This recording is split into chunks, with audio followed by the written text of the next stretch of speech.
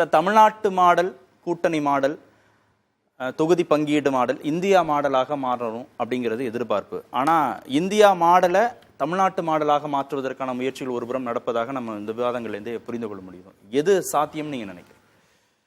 தமிழ்நாட்டு மாடல் முற்ற முழுக்க இந்தியா மாடலாக ஒரு நாளில் உருவாகாது.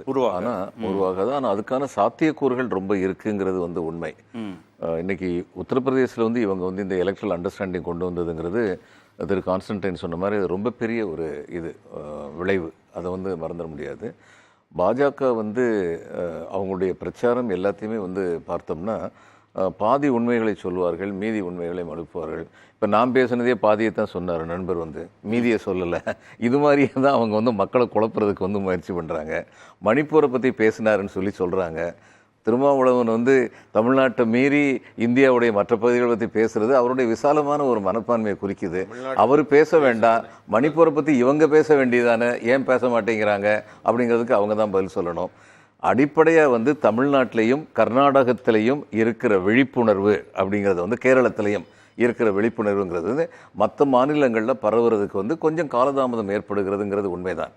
ஆனால் இறுதியாக மக்கள் ஒரு மிகப்பெரிய ஒரு ஆலயம் கட்டப்பட்டு விட்டது. காரணமா என்ன நினைக்கிறீங்க? தென் மாநிலங்கள்ல பாஜக விழிப்புணர்வு, வட மாநிலங்கள்ல இல்ல. ஹிஸ்டாரிக்கல் ரீசன்ஸ் இதுல நீங்க பாத்தீங்கன்னா மத்திய பிரதேசத்துல காங்கிரஸுக்கு இது சீஃப் மினிஸ்டரியல் கேண்டிடேட்டா இருந்தவர் பிஜேபியுடைய ஹிந்துத்துவாலிருந்து ரொம்ப மாறுபட்டவர் கிடையாது. அதனால அவர் அந்த ஹிந்துத்துவ கொள்கையோட சாஃப்ட் ஹிந்துத்துவாவா இருந்தார். இன்னைக்கு செந்தில் முதல்வர்களை கொண்டு அவங்க வார் ரூம் ஒன்று கான்ஸ்டியூட் பண்ணியிருக்காங்கன்னா கார்கேயும் ராகுல் காந்தியும் தே அண்டர்ஸ்டாண்ட் த நீட். இப்போ பார்ட்டியில் என்ன செய்யணுங்கிறதுல அவங்களுக்கு மிக மிக அருமையான தெளிவு இருக்குது. இப்போ இந்த பார்ட்டி ஓபிசி, எஸ்சி, எஸ்டி போன்ற ஏழை எளியவர்களுக்கு, நலிந்தவர்களுக்கு குரல் கொடுக்கணும்னு நினைச்சா அந்த நலிந்தவர்களுடைய பிரதிநிதிகள் இந்த எல்லா மாநிலங்களையும் இருக்கிறாங்க. அவங்களுக்கு முக்கியத்துவம் கொடுக்கணும் அப்படிங்கிறத இன்னைக்கு உணர்ந்திருக்காங்க. அந்த முக்கியத்துவம் கொடுக்குற சமயத்தில் இவங்க முதல்ல என்ன சொன்னாங்க, இந்த நாட்டில் 80-20ன்னாங்க. ஓப்பனாக இதெல்லாம் பேசக்கூடாத பேச்சு. ஒரு பெரிய தலைவர், பாரதிய ஜனதா பெரிய தலைவர் சொல்கிறாரு, இந்த நாட்டில் 80-20ங்கிற மறந்துடாதீங்கிறது. 80 யார்? இந்துக்கள். இந்துக்கள் எல்லாரும் இந்துக்கள்ங்கிற கோணத்தில் வச்சு நாங்கள் ஓட்டு போட வச்சிருவோம்னு சொன்னாங்க. இந்துத்துவாவை பற்றி பேசினாங்க. இந்த ராமர் கோயில் வந்தபோது என்ன நடந்துச்சு, சங்கராச்சாரியர்கள் சொன்னாங்க முடிக்கப்படாத ஒரு கோயிலுக்கு எப்படி பிரதிஷ்டை பண்ண முடியும்னு கேட்டதுக்கு அவங்க ஆகமத்தை சொல்லி பதில் சொல்லியிருக்கலாம். ஆனால் என்ன பதில் சொன்னார் அந்த கோயில் கமிட்டிக்காரரு, நீர் ஒரு சைவர், வைஷ்ணவ கோயிலை பற்றி நீர் ஏன் பேசுறீன்னு சொல்லி கேட்டார். இந்துத்துவா எங்கே போச்சு? இந்துத்துவான்னு சொல்லி ஒற்றுமையாக வந்துருச்சா? இந்துக்கள் அத்தனை பேரை ஒற்றுமைப்படுத்த முடிஞ்சதா? அதனால் இப்படியெல்லாம் மதத்தை அரசியலில் கலக்கிறதுல பல ஆபத்துக்கள் இருக்குது. அது மற்றவங்களுக்கு மட்டும் இல்லை, கலக்கிறவங்களுக்கே இருக்குது. அந்த ஆபத்துக்கள் இன்னும் ஷார்ப்பன் ஆகும் இந்த தேர்தல் சமயத்தில். அதனால எல்லாரும் பத்திரிகைகளெல்லாம் எழுதுகிற மாதிரி இந்த இந்தியா கூட்டணி உடஞ்சி போச்சு, அதனால அடுத்து பிஜேபி மிக பெரும்பான்மையோட பலத்தோடு வெற்றி பெறப்போகுது அப்படின்னு நினைக்கிறது. நான் ஆட்சியில் நிர்வாகத்தில் இருந்தபோது பஞ்சாயத்து எலெக்ஷன் நடத்தியிருக்கேன், முனிசிபல் எலெக்ஷன் நடத்தியிருக்கேன், அசம்பிளி எலெக்ஷன் நடத்தியிருக்கேன், பார்லிமெண்ட் எலெக்ஷன் நடத்தியிருக்கேன். இந்த எலெக்ஷன்லாம் கேட்டக்லிஸ்மிக் இன்சிடென்ட் நடக்கலைன்னா, மிஸ்ஸஸ் காந்தியுடைய சுட்டு கொல்லப்பட்ட துயர சம்பவம், ராஜீவ்காந்தி இறந்தது, எம்ஜிஆர் உடல்நிலை கொண்டிருந்தது, இந்த மாதிரியான கேட்டக்லிஸ்டிக் இன்சிடென்ட் நடக்கும்போது சிம்பத்தி வேவ் அப்படி அடிச்சுட்டு போயிடும். அப்படி இல்லாமல் நார்மலான சூழ்நிலையில் தேர்தல் நடக்கும்போது தேர்தல் நாளுக்கு 7 நாட்களுக்கு முன்பு தான் தெளிவு பிறக்கும், எத்தகைய வெற்றி நிலவங்கள் இருக்கும்னு தெளிவு பிறக்கும். இதுதான் உண்மை. அதுக்கப்புறம் எத்தனையோ சொல்ல பார்த்தாங்க, பிரைம் மினிஸ்டர் கேண்டிடேட் இல்லாமல் ஒரு கூட்டணியா அப்படின்னு சொல்ல பார்த்தாங்க. ஆனால் என்ன தெரியணும், பிரைம் மினிஸ்டர் கேண்டிடேட் இல்லாமல் தான் ஒரு காலத்தில் இவங்க ஜனதா தளம் இவங்க எல்லாரும் சேர்ந்து கூட்டணி அமைச்சது. பிரைம் மினிஸ்டர் கேண்டிடேட் யாருமே கிடையாது. முதல்ல விபி சிங்கை சொன்னாங்க, அவர் வேணான்னு சொல்லிட்டு போயிட்டாரு. ஜோதிவாசை கூப்பிட்டாங்க, அவர் வேணான்னு சொல்லிட்டு போயிட்டாரு. அதுக்கப்புறம் தான் கடைசியில் மூப்பனார் கூப்பிட்டாங்க, அவர் வேணான்னு சொல்லி போயிட்டாரு. அதுக்கப்புறம் தேவகவுடா வந்தார், அதுக்கப்புறம் குஜரால் வந்தார். அதனால பிரைம் மினிஸ்டர் கேண்டிடேட் இல்லைன்னா அது ஒரு வீக்னஸ்.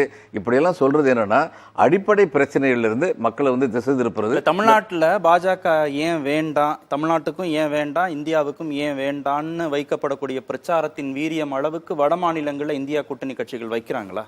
வைக்க முடியுதா அவங்களால? அதாவது அடிமட்ட தொண்டர்கள், அடிமட்டத்து பக்கத்தில் தொண்டர்கள் போய் மக்களுக்கு நடக்கிறத சொல்லணும்.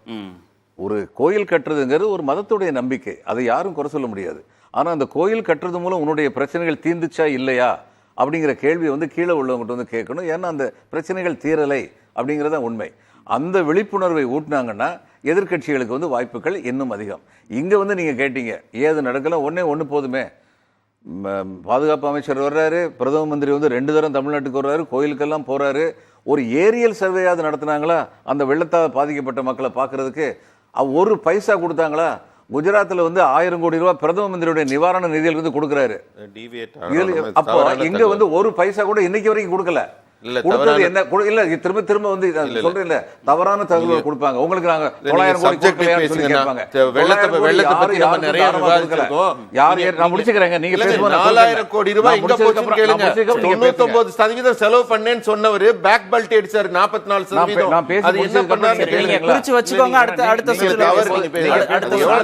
இல்ல இடைவேளைக்கான நேரம், குறுக்கிட்டு நேரத்தை விரயம் பண்ண வேண்டாம். இப்போ முக்கியமான விஷயம் என்னன்னா, பிரதம மந்திரியுடைய நிவாரண நிதியில இருந்து கொடுத்தாங்களே குஜராத்துக்கு, எந்த கணக்கு கொடுத்தாங்கன்னு சொல்லி கொடுத்தாங்க? எந்த கணக்கு கொடுக்கல. அதை கொடுக்கும்போது நம்ம உண்மையை தான் பேசணும்.